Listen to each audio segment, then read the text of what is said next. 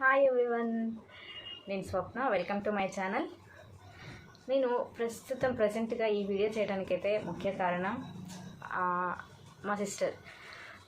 ఇది కేవలం అంటే మన గర్ల్స్ అండ్ ఉమెన్స్ కోసమే, మరియు అబ్బాయిలకు కూడా, అండ్ ఫాదర్స్, బ్రదర్స్, ఎనీవన్, ముఖ్యంగా అయితే ఆడవాళ్ళ కోసం.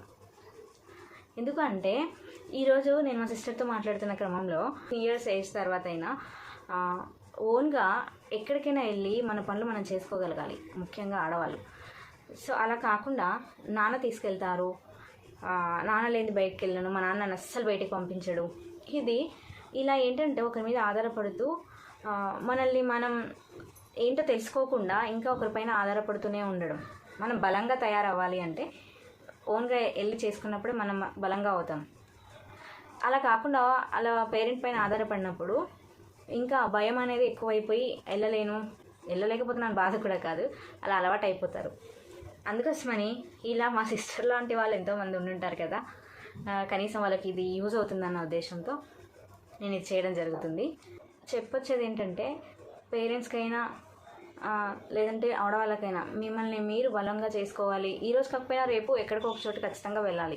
అది అలాగే బలహీనంగా అసలు వీళ్ళు భయపడుతున్నారు అని ఎదుటి వ్యక్తులకి కనుక తెలిసినట్లయితే ఆ బలహీనతను క్యాచ్ చేసుకొని ఎంతోమంది ఏదో రకంగా ఏడిపించడం లాంటిది, ఎక్కడో ఒక చోట దొరికించుకొని భయపెట్టడం అలాంటివి చేస్తూ ఉంటారు. కాబట్టి ధైర్యాన్ని తెచ్చుకోవాలన్నా, ధైర్యంగా తయారు కావాలన్నా ఈ స్టేజ్ చాలా ఇంపార్టెంట్. మెల్లమెల్లిగా అలా వెళ్తూ ఉన్నప్పుడే అలవాటు అవుతుంది.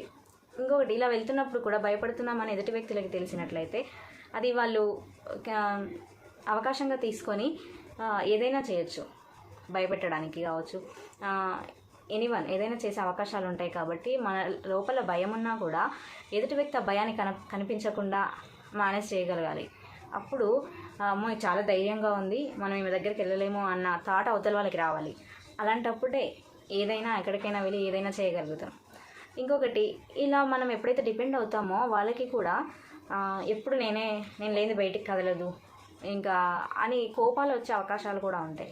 ఎందుకంత అలాంటి అవకాశం ఇవ్వాలి? వాళ్ళకి కుదరచ్చు, కుదరకపోవచ్చు. మనం ఓన్గా వెళ్ళగలిగితే ఇంకొకరు వచ్చినా రాకపోయినా వాళ్ళు ఏ పనిలో ఉన్నా స్వయంగా మన పనులు మనం చేసుకోగలుగుతాం కదా. సో ప్రొటెక్షన్ అనేది ఇవ్వాలి, ఎంతవరకు ఇవ్వాలో అంతే. దాని తర్వాత వాళ్ళు ఓన్గా ఎదిగేలా చేయాలి.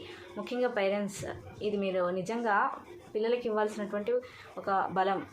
వాళ్ళని అలా ఓన్గా చేయగలగాలి. వాళ్ళకి ధైర్యాన్ని ఇవ్వాలి. వెళ్ళడానికి ఎంత ఇబ్బందిగా ఉన్నా, వెళ్ళలేనన్న పరిస్థితిలో కూడా ఎన్నో చేసుకోవచ్చు. లైవ్ లొకేషన్ పెట్టుకొని వెళ్ళొచ్చు, ఫోన్ కాల్ మాట్లాడుతూ వెళ్ళొచ్చు నాన్నతో. అలా వెళ్తూ ఉంటే అలవాటు అవుతుంది. సో సిస్టర్స్, ఉమెన్స్ కానీ ఈ వీడియో చూసే ప్రతి ఒక్కరికి కూడా చెప్పేది ఏంటంటే, అది మీ సిస్టర్స్ని కానీ, వైఫ్స్ అండ్ మదర్స్, ఎనీవన్, మీ ఇంట్లో ఉన్న ఉమెన్స్ని అలా తయారు చేయగలగాలి, వాళ్ళుగా ఓన్గా చేసుకునేటట్టుగా. ఈ సిచ్యువేషన్ రేపటి రోజుల్లో ఓన్గా వెళ్ళాలన్నా కూడా తర్వాత రోజుల్లో ఇక వెళ్ళలేము. ముందు అలవాటు ఉండదు కాబట్టి తర్వాత రోజుల్లో కూడా వెళ్ళలేము. అలాంటప్పుడు చాలా ఇబ్బందులు ఎదుర్కొనే అవకాశం ఉంటుంది. కాబట్టి దయచేసి అందరూ బలహీనతను కోల్పోయి బలంగా తయారవ్వాలి అనేదే నా కోరిక. Thank you so much.